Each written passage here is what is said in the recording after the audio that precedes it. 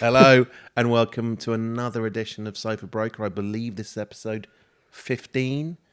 And that features myself, slightly tired today, Solly Strickland, and my old buddy over there with a white t-shirt, a greying hair, cut himself shaving today. I'm always cutting myself shaving. I think it's one of the things when you get older. Daniel McPeake.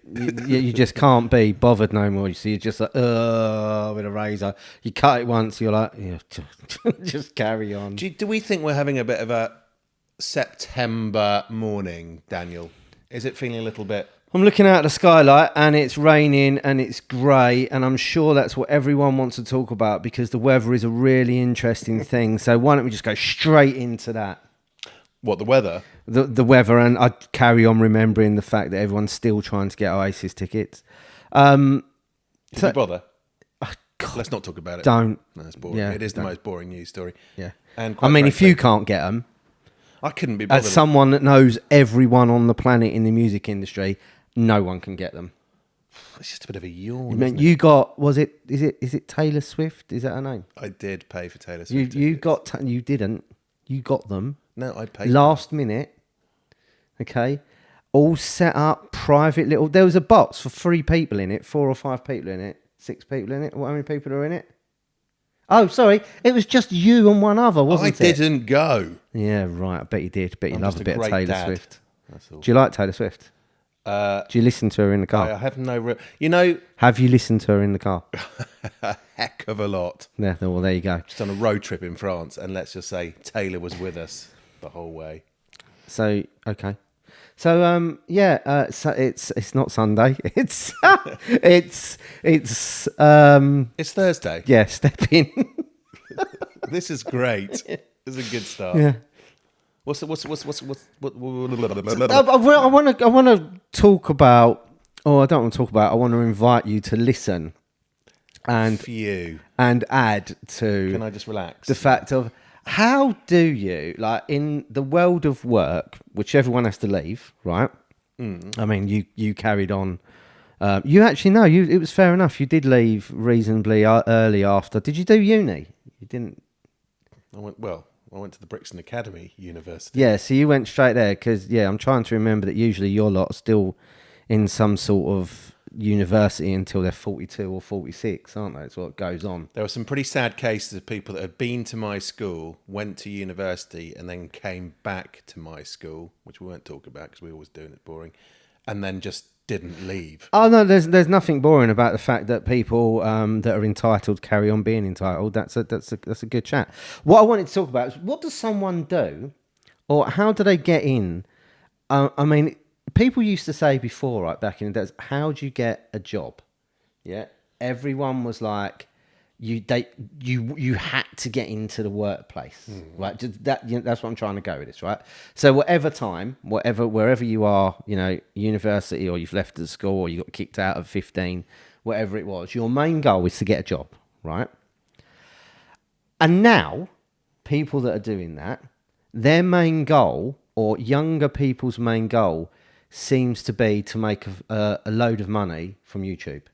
Seems to be to make a load of money being entrepreneurial. So what I'm trying to do is, where did we swap from you've got to get a job to you can be an entrepreneur? And I hate that word. I can't stand it. Can you spell it? No, E. But how do you do that swap over? And how come? Because if I said to my mum, right, all right, mum, I think it's 15. I said, what I'm going to do is I'm going to do nothing, but I'm going to come up with something involving Spectrum plus 2s, which would have been the computer of the day. ZX81. Which I couldn't afford. I had a VIC 20 because I couldn't have a Commodore 64, which I wanted. That was a great computer. Yeah, I know, but I had a VIC 20, which was a cheaper version. And fair enough to my mum, she paid it off from the summer till Christmas. I remember the shop in Loughton. You used to be able to lay things off back then. So it was like Klarna. I think it was called Tandy Electrical Shop. So she went in there, typically, my mum being a lot younger, chatted up the geezer, and I think she paid off a tenner a week until Christmas Day when I got it. And it was a Vic 20, and everyone else got a Commodore 64. But you're blessed with what you're given, and you make the best of it. So if I'd said to her, right, oh, I'm not going to do this no more. I'm going to do that or this, or I've got this great idea that I'm going to pursue, or I'm going to go off and do, this other thing, or I'm going to work with my mate and we're going to come up with this idea. So everything, when you're being an entrepreneur, everything's about something that's going to happen, right? Creating the invisible. Okay. When traditionally, and I'm sure it's the same for you as well, it would have been you went and became a plasterer, or you went. All right, well, it wasn't the same. It wasn't the same. Identical. It wasn't the same for you. But you did that. You became a plumber, or you got a window cleaner, or you did something. Right, that's what I mean. You did a piece of work, and you got paid for it on Friday. Yeah, and we used to get paid weekly. Do you remember that? I very much do. Yeah, you used to get paid with none of that monthly stuff. I used to get paid weekly, cash in an envelope. Cash in it? Was it a brown envelope? All legit, but that's just the way they did it because it was a cash-based business, ticket sales. Wow, that sounds fantastic. So, when did that happen? Didn't last long. Right. So if I'd said that to my mum would have got up from wherever I was sitting down. What, that you wanted to be an entrepreneur? Yeah, she would have walked across the room. So if we're sitting in the front room, wherever like that, it's probably in a smaller room. She would have walked across to where I am, and she would have battered me across the head and went, "Go get a job. Don't come home until you got one." Yeah. And I'd be like, and she'd go, "There's an industrial estate out there. Walk up and down it. Tell everyone you need a job and get a job. I don't care what you're doing. Come Friday, I better have 50 quid on this table." And I was like, whew, right? And that's what, but I wasn't alone. I mean, she wasn't being nasty. Like every other, and guys and girls were pushed out, go get something, do it. I had friends that were working in Woolworths back in the day. I had a friend that was a fruit and he used to work for a fruit and veg stall. Joe used to work in a shop selling food. God, fucking I said that right. Grocery? Didn't I? No, a burger van. Okay. Right, and you used to have to get up at like in the middle of nowhere o'clock, to go do it. So correcting it, but for the sake of the mic, where have we allowed now the generation that is doing it, that are they entrepreneurial? One, when did they become allowed to do so? Right, and when did it change from a job to selling the invisible? Because I don't. What's that called? So, what is that? What would you call that? So, I think it's a pretty simple question of: do you need a job, or do you need to make money? Or is the idea as soon as you leave school or university, is it just to get a job because that's what everyone does, or is it just to make money? Because actually, it doesn't really matter. If it's just about making money, then you get a job or you become an entrepreneur, and those are really kind of the options that you have. So I don't think anything's really changed much. But what we would say, because we talk about it more, because we hear about it more, because of social media. So, and that then leads on to the whole thing of immediacy and what you can and can't do with one of these little things. You can start a business on this. You can start an Etsy account or whatever and start selling whatever it might be, whatever age. So we couldn't, or what I couldn't do then is I've left school, decided I want to be an entrepreneur, come up with something. I couldn't convert that into cash for Friday to give to my mum. That wouldn't happen. You wasn't allowed that breathing space. Imagine it's Tuesday. By Friday, you've got to have 120 quid. Yeah. And I think that's the difference now between now and the world that we're coming into, right? Do you agree with that? It's similar with agency if you think about it. How? Because, it's very similar. If you go and get a job at an estate agency, you're going to get paid X amount in X amount of time. Let's say high street agency. A high street agency. But if you go and work for a brokerage or start your own brokerage, then you're not. And it could be months before you get paid. So it's kind of similar. Yeah, that's also interesting. So, are we leaving the generation of high street agents, which would have been Dan back in the day, who had to get a job? So I would have, and did end up falling into a job on the high street doing sales, right? After selling the double glazing. So I got in, and it was a company non-existent now. It was Chandler's Property Consultants on New Isle of Dogs. They were bookmakers in my world. His dad, not his dad, his uncle was Chandler, the bookmaker. Yeah. And Walthamstow Dog Track. That's right. Yeah, Walthamstow. I ran round that. That used to be our thing. When did the police turn up? No, but I was pissed.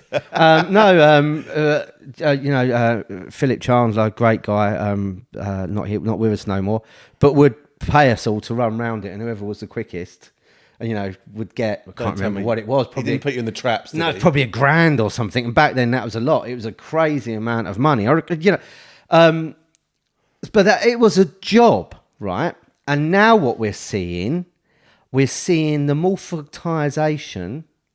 Not a word, but good. We'll stick that in your dictionary when it comes out. Thank you. Do you know what? I had a English teacher called Mr. Church, right? So I had There's a joke there. Right? Mr. Church. Well, actually, the school I went to, Trinity in Woodford, I had the same English teacher that my dad had. So you talk about all this. Yeah, we're posh, but I was. I had a. He was, I think, about 506 when he was the teacher of my school. I had two really weird teachers, right? That stuck out, right? That properly stuck out. Mic drop. Apart from the fact, I had the school was run by Dr. Doherty. Okay. Very scary. Just serious guy. Doherty. Dr. Doherty. He used to write books that were, about, I think there was about deep history. So he would divulge a space in history, whatever it was, but really unpack it. Okay. And then so everyone was terrified of him. And, I don't know what his son's doing, but I was in school at the same time with his son, obviously with different sides of the playground. But I think he's a professor with Oxford or something like that. What, the son? Yeah, his son, yeah. So, can't remember his name. God, tall guy. Doherty. No, yeah. So if you are out and about and you ever are listening to this, one, what the fuck happened? That means you are, and two, thanks, mate. But yeah, so you had this English teacher, right, Mr. Church, and I couldn't spell, right. And this is now it's in the 1980s. So when you can't spell, it means you just get hit harder until somehow, miraculously, you say the words that you should be able to spell. It's pre-dyslexia, obviously. Yeah, literally. And so I used to write down stuff, and I used to come back to him and be like, I can do it. I can talk to you and talk in front of the class really well. But when it comes to writing it down, I can't do it. And I remember a word. I was trying to describe something about a building. And the building was ramshackled, and I said that the building was crumbled, and I meant that it was crumbled and pushed together, So it was like the bottom of a cheesecake, it was all messed up. And he looked up at me and he said, "Daniel," he said, "the one thing you need to do." I don't think he actually talked like that because he had Parkinson's, so whatever you get 8 out of 10. He said, "Daniel, you should really write down and do a dictionary." That's why I've been saying that to you for 10 years. Yeah, that's what reminded me of doing it. And I'm sure that he's passed away now, but a lovely guy. And before we get back onto this, the other guy was our maths teacher, Mr. George. Right, there's always a Mr. George. Did you? Mr. George, he was knocking on a bit when I had him, right? So I think he was a bit, going. Right. I think so he would come in the classroom, and we had to be good. We still had desks with the pull up, pull down bit on the back. So we would sit down, and he would come in, and that's right. Was that the one with a bench attached to it as well? Yeah. So we would sit down, and he would come into the maths lesson, and it was one where you all had to queue up, and he would mark you out of 10 individually while he was sitting down, but everyone was in a queue, and you best not speak. He was one of them teachers, right? But he was oddly funny. One of the ways that he was oddly funny. Do you remember the pens, the writing pens? They're like red, and everyone had the same pen. They had like a cap that went to take it off the top. and when you writ with it, Bic. no, it was like a felt tip type thing, and you used to write with it, and it would mould to your writing over time. Almost like an architect. I think it was a beryl or something. I can't remember. I know where you're going with this. Yeah. And so, because we were funny and everything, we used to stand them up and say it was CBs, right? And I remember him one day. We had so he was there. Let me set the scene. We're all there trying to do something, but talk to other people on the side, throw letters to each other, that type of thing behind his back, because he was a bit mutton, right? And he'd be there doing his stuff, and someone else would come in because the maths room was at the back of his room. So this bloke or girl, this other teacher would come into the room. And I think it was a girl at the time. A lady. She came into the room. That's it. One of them. Beryl handwriting pens. Producer Stan. Yeah. AV guy. Well done. And she came into the room and she came up to Mr. George and very quietly, because they was all terrified of him as well. I need to get something from the back. Blah blah blah. And he said, "Yes, certainly. I'll lead the way. Lead you through the CB aerials that everyone seems to have acquired." Right. And he'd walk through. And then the person, he opened the door and the person went in to where the stores were.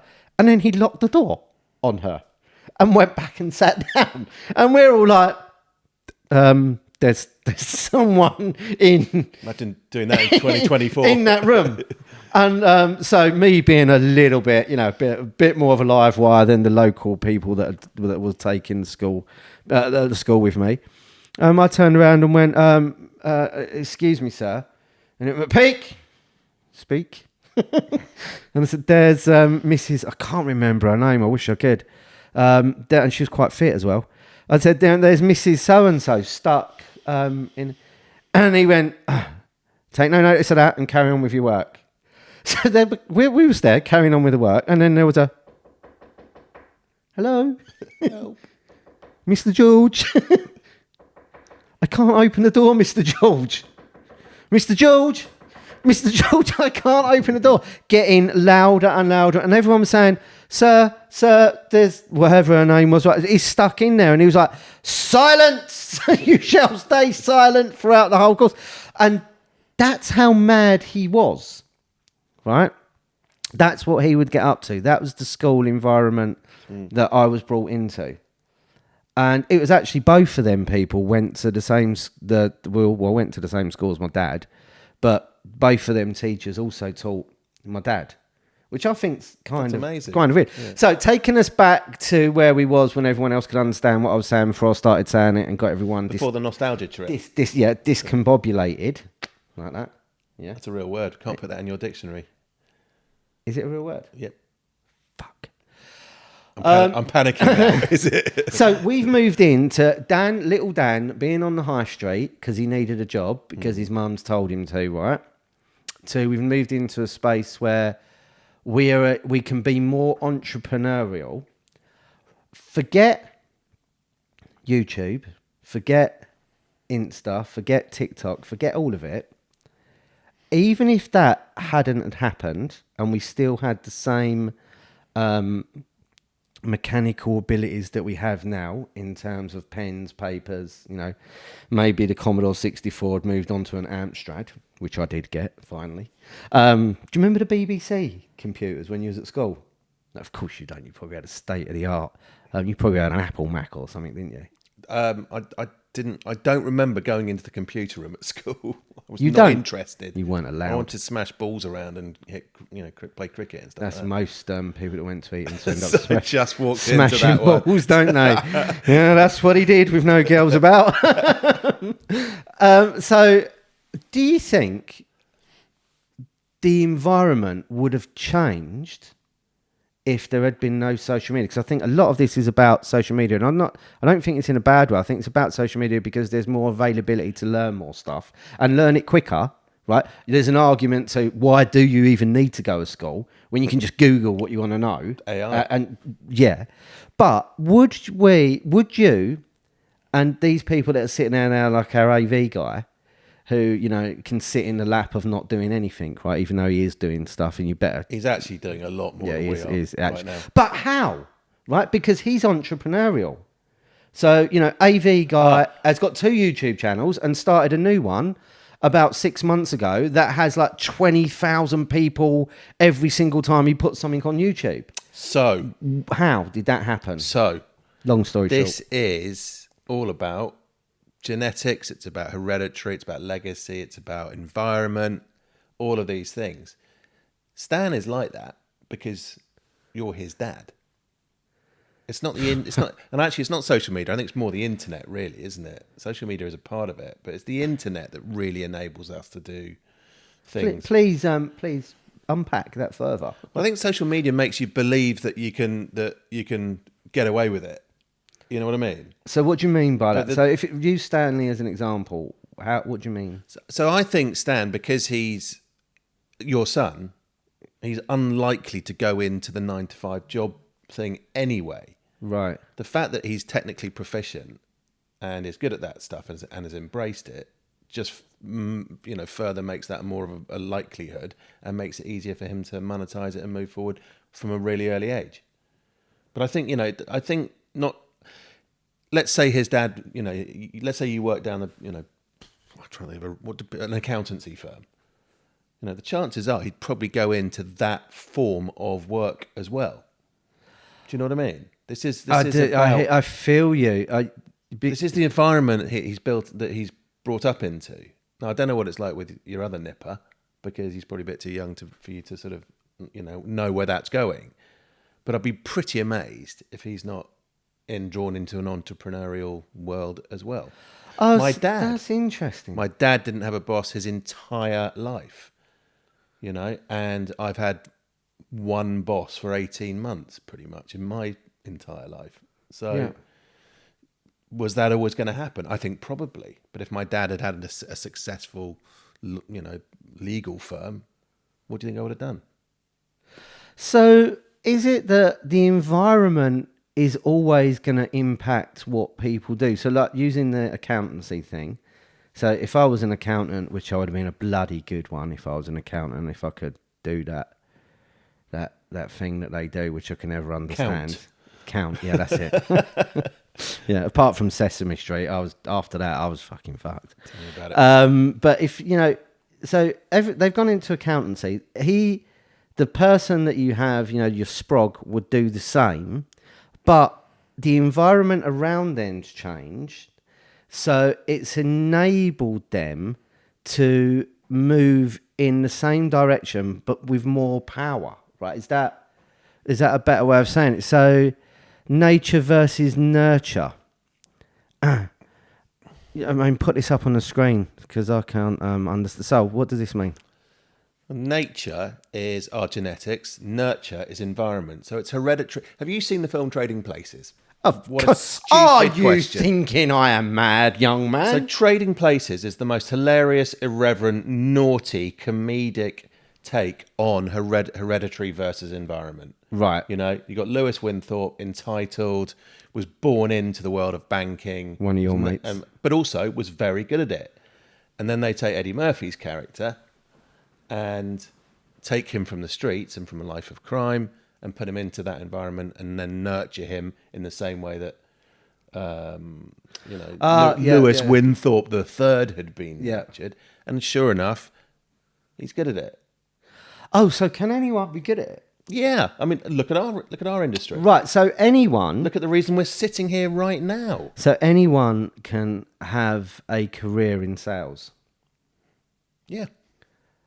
Do you not think we've proven that? Do you not think there was a TV show featuring yourself that proved that in time? I'm leading you into it because, I think that anyone can do this. And what we're seeing is can I call the high street the old guard? So if I was at an accountancy firm back in the day, so, in the 90s, so you would have been like in the 60s, you would have... I quit. That's it. I quit. You would have, got the tube, gone to work, and everything would have been long.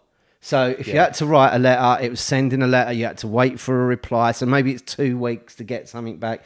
Information took forever to come back. Everything, I have this feeling of everything's grey. Everything's a bit John Major. Everything's a bit long. It's like it's going to take a while to do anything. Whereas now, what's happened is the environment that we're living in has sped up to a point that human beings can, and they can. Oh, maybe we should talk about this next time about mental health and can they or can't they cope. But park that, right?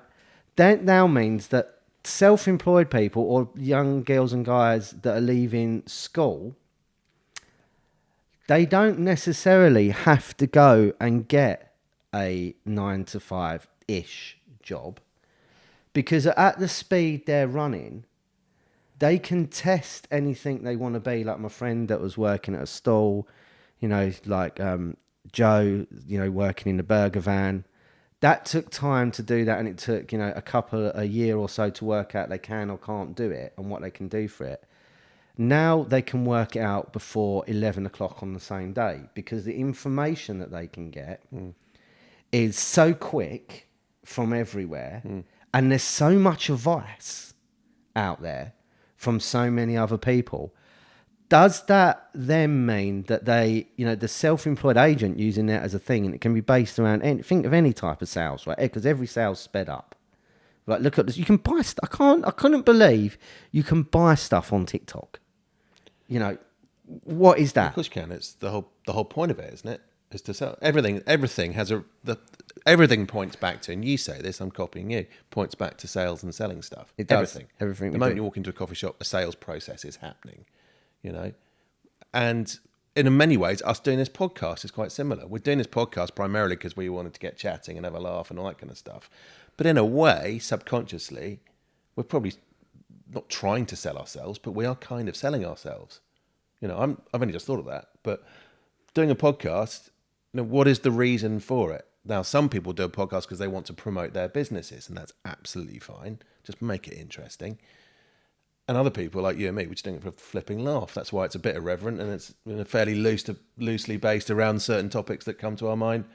But it's what you said there about the immediacy of being able to be an entrepreneur is really important. And that started to, I'm going to use the word infect us, but it's not. Like you and I, as we both know, we're about to start a new company, right? Yeah, watch this space, watch this space. We're not here to promote it. This is to do with what you said we about are immediacy. so anti-sell. Yeah. Okay, anti-sell. Yeah, it's going to be rubbish. Don't bother with it. Yeah, don't look at it. Yeah. But go blur, get a blur ticket instead. But the first thing he said to me this morning is, right, have you done it yet? Have you done this? Have you done that? Because you know that it is actually quite an easy, faster process to do that than it ever was. Oh God, before, yeah. There you go. So I'm falling foul of something again. So it's like you're falling foul of probably what our generation, should we say? I can't get the words out, but you're falling foul of what our generation typically has a go at Stan's generation for, which is wanting stuff now. So the speed that our generation now, say probably people are under 35, okay? So, which is a lot older than younger than me and Solly. They actually now have so much access to so much stuff. They're able to work out so much, so quick. They're smarter than we are. I don't think so. I think they're just smarter at using the things that can enable them to go from a standing start to doing something. And going back to the coffee shop analogy and having things so quickly and all of that, I remember when we were doing a bit of sort of recruity type stuff back in the day, we used to call those without experience. Do you remember we used to call them Joes? Yeah. And we called them Joes because there was a guy that joined us right at the beginning and we were like, so what are you doing? He said, well, I work in Joe and the Juice. And we're like, but if you're working at Joe and the Juice, what the hell are you doing here? You can't do both. And this was right back in the day. And of course, that's utter bollocks. You can work in Joe and the Juice, so you don't have to have a 9 to 5 job, which then will stop you from being able to do, in our particular world, the speedy startup of becoming, as I said, in our world, a real estate broker. You can do that. But if you go and work 9 to 5 at Starbucks coffee in Seattle headquarters in a corporate job, 9 to 5, no way can you do that. So and I think that's where we can end it. That's where the world has turned into in such a way that anything you want is possible because you exist. and the information you can get from everybody is possible to help you move in any direction with speed and agility and purpose that is so outside me sitting down with my mum and her saying, by Friday, you need this money. The ability to swiftly make decisions is now helping us with technology and betterizing or Beautiful. or making us better. And on that note, so thanks everybody for listening. It's on the floor, so I can't see it, and I never remember. But Spotify, Apple, Amazon, YouTube, tune in, follow us, Spotify us. Bye.